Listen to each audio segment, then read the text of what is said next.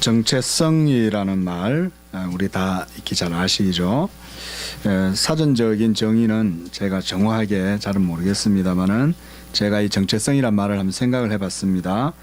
주로 이제 어떤 인격이나 또 어떤 한 조직이라든지 사회 공동체가 가지고 있는 그런 어떤 확고부동한 존재의 목적의식 또는 어떤 목적성을 향해서 나가는 어떤 지향성, 이런 것을 표현하는 말로 사용하지 않겠는가 이런 생각이 됩니다.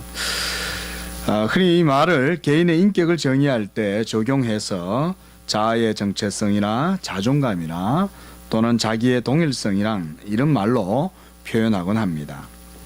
그런데 저는 두 가지의 정체성이 있다고 생각하는데요. 하나는 세상에서 하나님도 없이 살아가는 그런 사람들이 의미하는 자아의 정체성, 이것이고, 다른 하나는 그런 세상 속에서 살아가지만 그들과는 다른 가치관과 정신세계를 가지고 살아가는 사람들인 성도의 자아 정체성, 이렇게 두 가지가 있다고 생각해 봤습니다. 그러면 세상에서 살아가는 성도들의 정체성이라고 하는 것은 어떤 것을 의미하는 것일까요? 자아란 말은 즉 나 자신, 내가 누구인가, 뭐 이런 생각 우리 누구나 다 한 번쯤 성장기, 사춘기 겪으시면서 다 해봤을 것입니다. 이런 질문은 그런데 이 사춘기의 학생들에게나 아직 자아 정립이 되지 않은 그런 어떤 미성숙한 그런 청소년기에나 하는 것이 아닌가. 자아는 당신의 정체성은 무엇입니까? 이렇게 질문하면 그렇게 생각해 볼 수도 있을 것 같습니다. 그런데 저는 말씀을 보면서 그런 것이 아니구나 하는 생각을 해봤습니다. 왜냐하면 사실 인생을 살아가는 모든 사람들은 죽을 때까지 내가 누구인가 라고 하는 이 질문의 끈을 놓지 못하고 있기 때문에 그렇습니다. 그리고 이 해답을 완전하게 해결하고 살아가는 사람이 그렇게 많아 보이지도 않습니다. 그런데 성도가 세상에서 살아갈 때에도 자주 성도의 자기 정체성이 항상 어떤 문제에 직면할 때가 있는데, 저는 오늘 본문의 시편 기자가 바로 그런 상황에 처해 있다고 보았습니다. 그런데 저는 이러한 문제가 우리 성도들이 세상 속에서 살아갈 때도 비일비재하게 경험하게 되는 일들이라고 봅니다.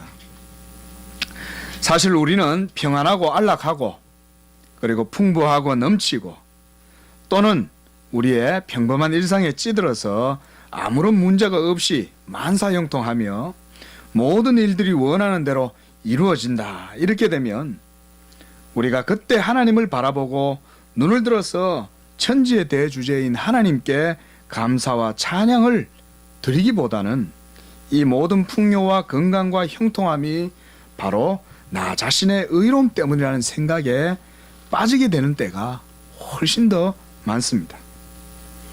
그러나 기억해야 할 것은 바로 그때 생각하게 되는 나, 부여할 때 나, 만사형통할 때 나란 존재, 그때 우리는 자기의식으로 똘똘 뭉치게 되죠.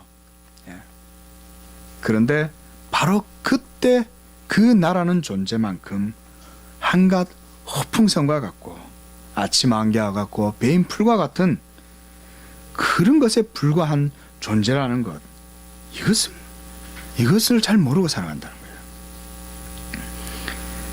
그런데 그런 고요한 삶에 풍랑이 일고 문제가 발생하고 사건이 일어나면 그 나라는 존재는 참으로 아무것도 아니었다라고 하는 것이 스스로 그런 과정 속에서 우리가 발견하게 되죠.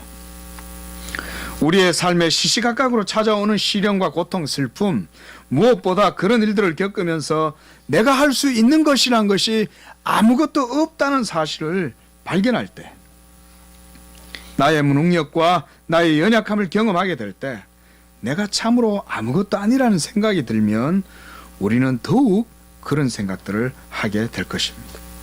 나는 도대체 어떤 사람인가?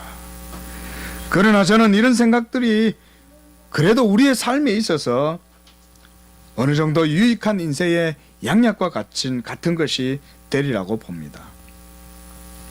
여러분, 우리의 인생이라는 것이 바로 그런 모습 아니겠습니까? 때로 성도의 삶에도 고통이 찾아오는데 이러한 고통과 고난이 성도에게 유익이 되는 이유는 자신을 발견하는 것에 의의가 있는 것이 아니라 도리어 고난을 통해서 내가 유익을 얻었다라고 말씀하는 것은 자신의 존재성이 그만큼 도가니와 같은 시련을 통해서 더욱 든든해졌다는 것에 어떤 의의가 있는 것도 아니라고 봅니다. 내가 고난과 연단을 통해서 내가 단단해지는 것은 이것은 문학에서 발견할 수 있는 주제예요. 그러나 이런 고난을 통해서 성도는 먼저 겸손해지게 되고 교만했던 자아의 허탄한 마음과 높아진 눈이 얼마나 미련한 것이었고 어리석은 것이었는지를 깨닫게 되는 것입니다. 그리고 명철해지는 거예요. 잠언 9장 10절의 말씀처럼 여호와를 아는 이 명철함이 생깁니다. 그래서 여호와를 알게 되고 참되고 바른 지식을 추구할 수 있는 그런 마음을 갖기 때문에 고난당함이 내게 유익이라고 말씀하시는 거예요.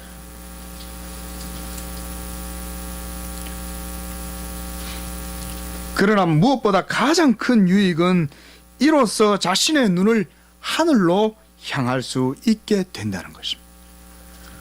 우리의 눈을 사로잡고 우리의 마음을 사로잡고 우리의 감성을 사로잡는 것이 우리 주변에 빽빽하죠. 돈, 명예, 성공, 부귀, 영화, 명예, 그 외에도 여러 가지 육적 가치들이 우리 주변에 얼마나 여러분 우리 눈앞에 떠돌아 다닙니까? 그런 것을 마음껏 먹고 누리고 즐기고 살아가다 보면 하나님 잊어버리기 쉽사인 게 바로 우리 육체입니다. 그동안 교만해져 있었던 자신의 마음과 허탄한 망상에 사로잡힌 눈을 둘러싸고 있었던 이 모든 것들은 바로 자기의라고 하는 의식이에요. 자기의. 이것이 모조리 부서지면 빈털터리로 자신의 모든 의를 부인하게 됩니다. 그리고 오직 하나님만이 자신의 유일한 위로가 되며 유일한 의가 되신다는 이런 고백을 하게 되는 그런 심령이 되는 것입니다.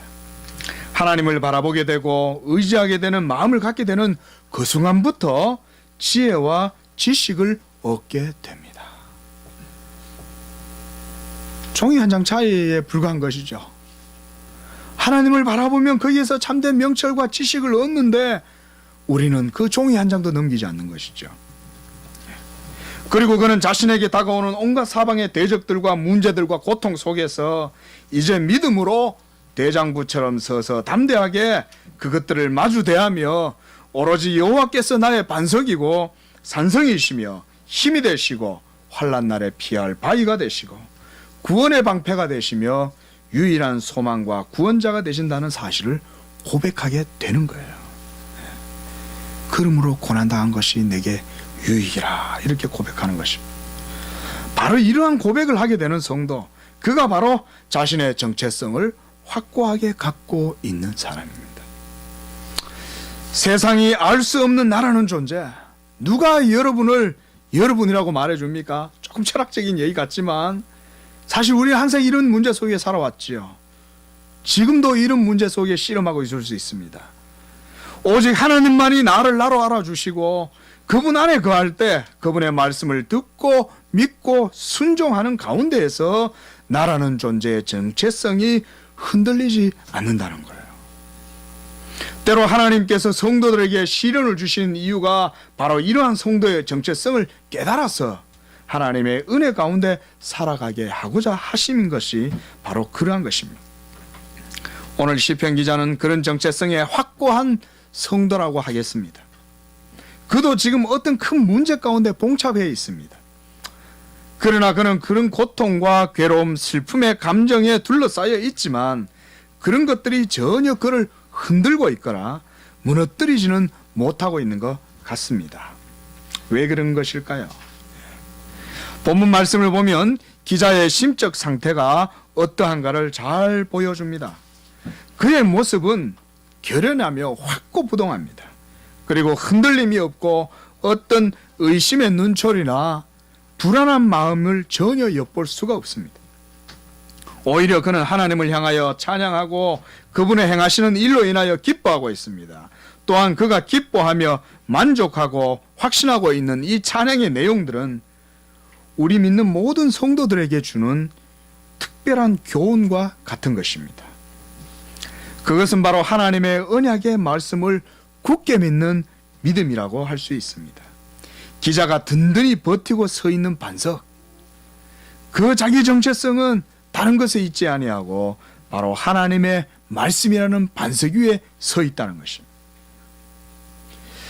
시편 기자가 오늘 처해 있는 상황은 일반적으로 주석가들을 보니까 이스라엘이 남북으로 분열되어서 황폐한 지경에 처해 있을 때라고 합니다. 하나님께서 다윗에게 언약하신 그 약속이 이제는 남북 분열로 인해 가지고 깨어지고 이제는 완전히 엉망진창이 되어져 버린 그런 이스라엘 바라보면서 한탄하고 있는 그런 시편 기자의 마음을 우리가 오늘 볼 수 있습니다. 우리가 오늘 읽진 않았지만 38절부터 마지막 절까지 보면 바로 그런 내용들이 나타납니다.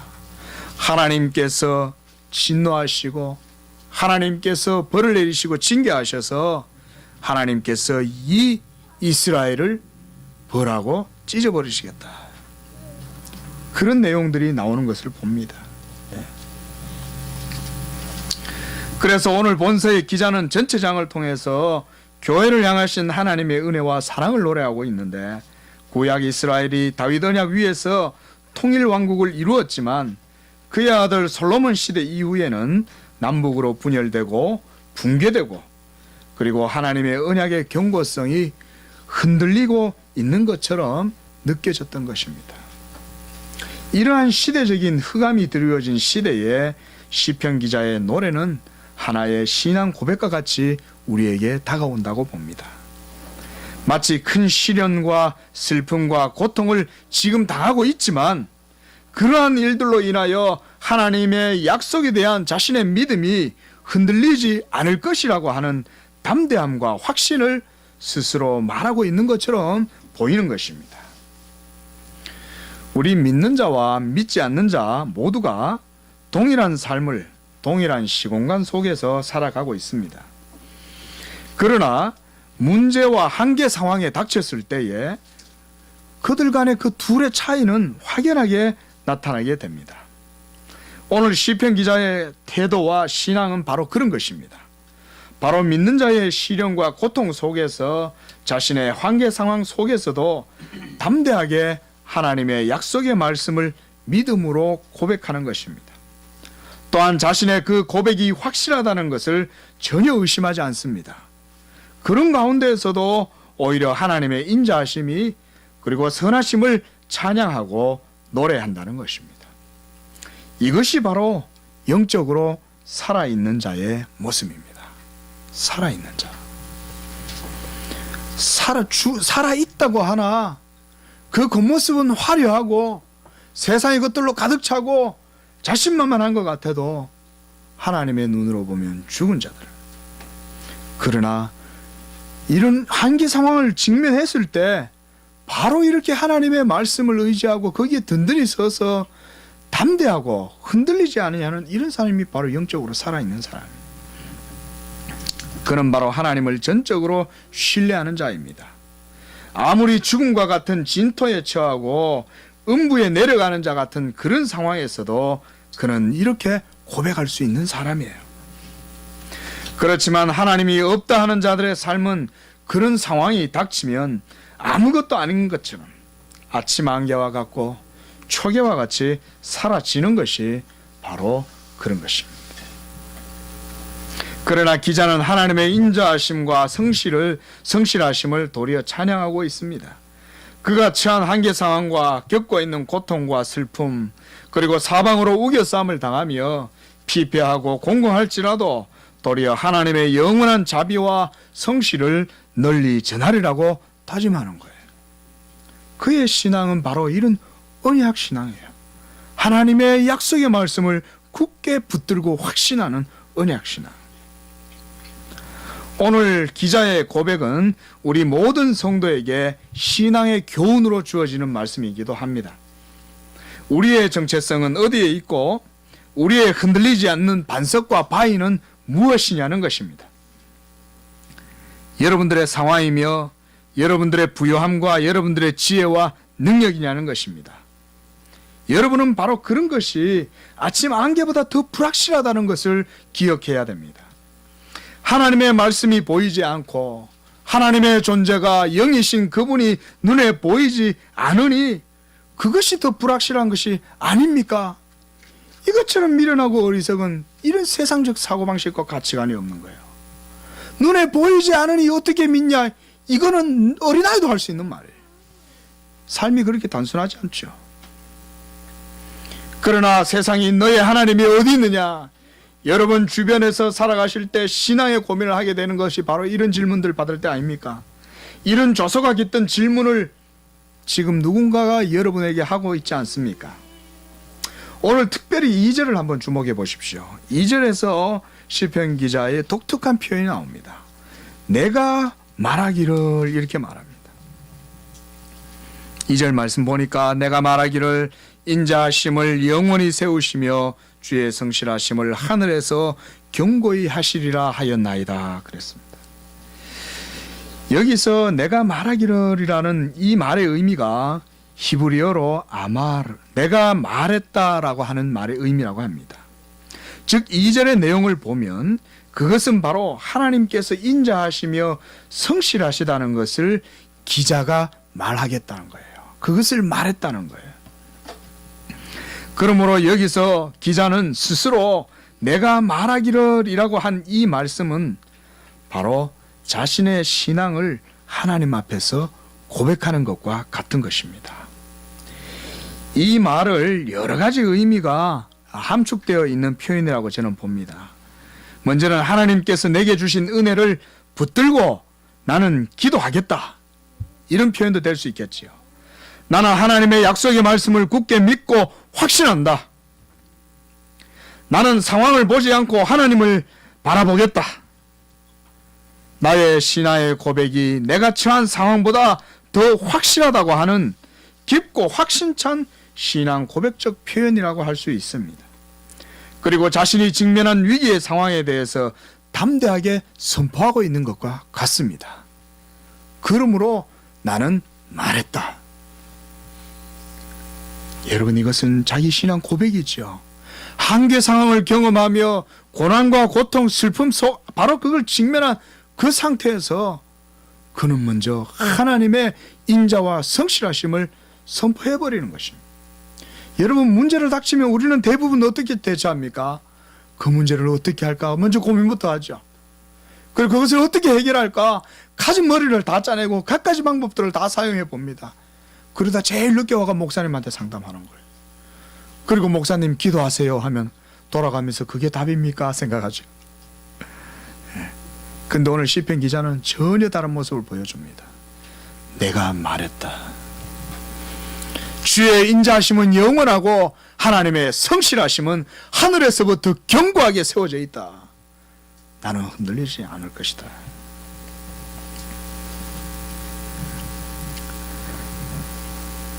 여러분, 우리가 때때로 밤길을 혼자 가다 보면 때때로 이 공포감이 엄습하는 것을 한 번씩 경험을 해보셨을 텐데 저도 한 번씩 그럴 때가 있어요. 네. 한 번씩 괜히 그런 생각이 들더라고요. 네. 우리 어린 친구들도 한 번씩 그럴 때 있겠죠, 그렇죠? 많을 거예요. 네. 근데 그때 이렇게 생각하세요. 천지 만물을 창조하신 하나님이 나의 아버지시고 그분은 전능하신 하나님이신데 그분이 나와 함께 하시고 무엇보다 예수 그리스도께서 십자가에서 나를 위하여 죽기까지 하나님께 복종하시고 십자가에서 죽으시고 그리고 사흘 만에 부활하셔서 죽음의 권세까지 이기신 그분이 이제 나와 함께 하신다. 하나님의 성령이 내 안에 계시고 그분이 나와 함께 하신다. 여러분, 이것은 우리가 아주 작은 예로 들 수 있는 것이지만 우리의 모든 삶에 있어서도 우리는 이와 같은 신앙 고백적 삶을 사는 것이 필요하리라 보여요. 문제가 생겼을 때 뜻하지 않게 내게 두려움과 또는 외로움과 황망함이 나에게 닥쳤을 때 우리가 이런 고백을 하나님께 드린다면 그런 것 앞에서도 의연할 수 있지 않겠습니까? 오늘 시편 기자의 고백은 바로 우리에게 그러한 교훈을 주는 말씀인 것입니다. 이러한 기자의 신앙의 모습을 통해서 저는 이것이 성도의 자기 고백적 자아다, 이렇게 한번 생각해 보았습니다. 그런데 우리에게 이런 시편의 내용이 조금 생소해 보일 수 있어요. 그것은 아마 우리의 신약적인 상황, 이런 것과 시편 기자가 처한 구약적 상황이 달라서 그런 느낌을 갖게 하는 것이 아닌가 생각됩니다. 그러나 사실 구약 성도들의 상황과 신약 성도의 상황은 동일한 언약 안에서 하나의 믿음인 것입니다. 그렇게 본다면 시편 기자가 구약의 교회와 언약 백성 이스라엘의 황폐함을 보고 슬퍼했던 것은 신약 성도들이 하나님의 교회가 복음 진리와 바른 교리 가운데 서지 못함을 보고 슬퍼하고, 또한 하나님의 교회들이 하나님의 언약의 법을 믿음의 도리를 쫓지 않고 세상과 짝하며 타락하고 부패해가는 모습을 보고 슬퍼하는 것과 다를 바가 없는 것입니다. 시편 기자는 뭐가 그렇게 괴로웠을까요? 나라가 분열된 게 뭐가 그렇게 괴로웠을까요? 여러분, 우리가 요즘은 어떤지 모르겠지만은 우리 어릴 적에 그런 노래 많이 불렀죠. 우리의 소원은 통일. 많이 불렀죠, 그렇죠? 저도 어릴 적에 많이 불렀던 것 같아요. 근데 어느 순간부터 보니까 우리나라에 그런 노래에 대한 별로 없었던 것 같아요. 한번 그런 것에 좀 구약적인 상황과 약간 비교를 해보면 어느 정도 비교가 되지 않을까 싶기도 합니다. 물론 구약 이스라엘은 언약 국가였고 그 언약 백성이라고 하는 그런 언약의 공동체로서 이스라엘을 생각했지만, 우리는 한민족, 단일민족 이런 것 때문에 옛날에는 그런 게 많았죠. 아직도 실향민들은 북에 두고 온 친척들이나 부모들 때문에 가슴을 저리고 있지만요. 어쨌든 시편 기자가 지금 고민하는 것은, 가장 중요한 것은 하나님의 언약, 다윗에게 하신 이 하나님의 언약이 이제는 이스라엘의 황폐함과 분열로 인해서 이 분단 때문에 그가 슬퍼하고 그것 때문에 그가 괴로워한다는 거예요. 그리고 이스라엘은 완전히 신앙이 무너져 버린 상태에 있었다는 것입니다. 오늘날 한국교회의 상황은 세상 사람들에게 질타를 받고 비판을 받는 상태가 되어버렸습니다.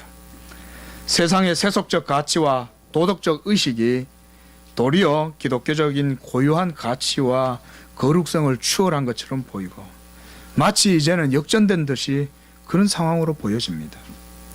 교회는 물질적 가치를 마치 영적인 가치인 양 왜곡하고 있고, 부와 번영이 마치 복음이며 하늘의 복인 것인 양 노래하고 있습니다. 그런 가운데 중세 로마 카톨릭이 부패하고 타락한 모습과 그런 양상이 오늘 한국교회의 성직자들, 소위 지도자들이라고 하는 그런 인물들 가운데 깊이 들여져 있는 것은 아닌가 생각해 봅니다. 참으로 암울하고 답답한 상황이 아닐 수가 없는 것입니다. 심지어 그런 부패의 흐름 속에서 경건한 성도들조차도 과연 하나님의 언약이 한국교회 가운데, 하나님의 교회 가운데 계속해서 유효한가, 그 약속이 여전히 우리 가운데 있는지 의심하지 않을 수 없는 상황이 되었습니다. 그런 의심을 타고서 더욱 불법함은, 불경건함들이 마치 그 자체로 정당한 것인 양 양심을 스스로 속이고 계속해서 악의 세력이 기승을 부리며 교회를 잠식하고 있고, 우리의 도덕적 의식까지도 도말하려고 하는 것처럼 여겨지기도 합니다. 그러고 보면 누군가가 나에게 너의 하나님이 어디 있느냐 이렇게 조롱하지 않고, 이런 상황 자체가 너의 하나님이 어디 있느냐 그러고 조롱하고 있는 것처럼 느껴집니다. 이쯤 되면 경건한 사람들도 시험에 들 수밖에 없을 것입니다. 그러나 기자는 하나님의 인자하심을 영원히 노래하겠다고 하며 주의 성실하심을 대대로 증거할 것이라고 노래합니다.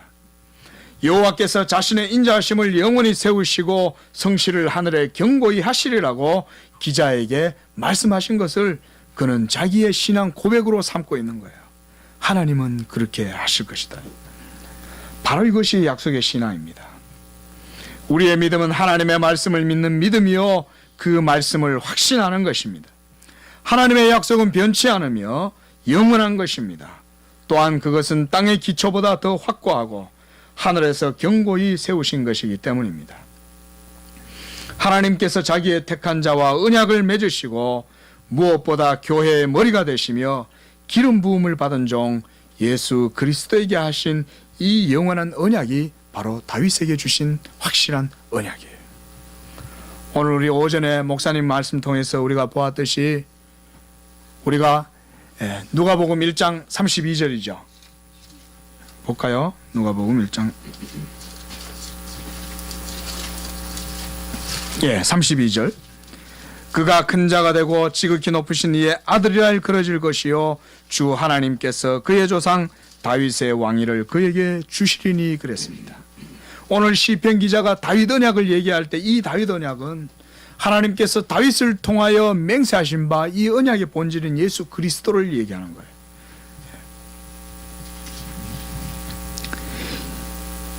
예수 이 언약은 이제 우리 주님께서 십자가의 모든 구속 사역을 통해서 자기의 몸으로 완전히 성취하신 것입니다. 이것은 하늘이 알고 땅이 아는 것이요 하늘 보좌를 둘러싸고 있는 하늘의 천상의 여호와의 총회가 다 아는 일입니다. 특히 본문에서 기자가 5절에서 보면 주의 기이한 일을 하늘이 찬양하고 주의 성실도 찬양한다고 했는데, 이때 이 기이한 일이라는 것이 바로 예수 그리스도의 복음, 즉 은혜 언약을 의미하는 것이라고 저는 봅니다. 다윗에게 하신 하나님의 맹세와 언약은 이처럼 바로 예수 그리스도의 복음의 은총과 하늘의 기업과 하나님의 능력을 의미하는 거예요. 이 복음의 신앙이 곧 약속의 말씀을 믿는 신앙입니다. 구약의 성도와 신약의 성도는 다를 바가 없어요. 하나의 언약의 하나의 믿음, 예수 그리스도가 바로 그 중심에 계시는 것입니다. 이것은 시편 기자와 신약의 성도들의 동일한 신앙이라는 것입니다. 그러므로 신약을 살아가는 현재의 우리 모든 성도 여러분들도 하나님의 인자와 성실하심, 이 하나님의 약속의 굳건함 가운데에서 살아간다는 것입니다. 이것이 바로 오직 나의 의인은 믿음으로 말미암아 살리라 하는 하박국 선지자의 고백이며, 또한 사도가 말씀한 것처럼 복음에는 하나님의 의가 나타나서 오직 의인은 믿음으로 말미암아 살리라 함과 같다 하는 말씀인 것입니다. 그러므로 성도는 바로 나의 의가 아니라, 나의 상황이 아니라, 내 능력과 지혜가 아니라 내가 가진 어떤 것도 만족할 만한 어떤 상황으로도 살아가는 것이 아니라는 거예요. 우리가 항상 이것을 기억해야 됩니다. 내가 어느 순간 평안하다, 만족스럽다 싶을 때면 우리가 늘 내 자신을 하나님 앞에 완전히 벌거벗겨 놓고 십자가 앞에 서야 되는 것입니다.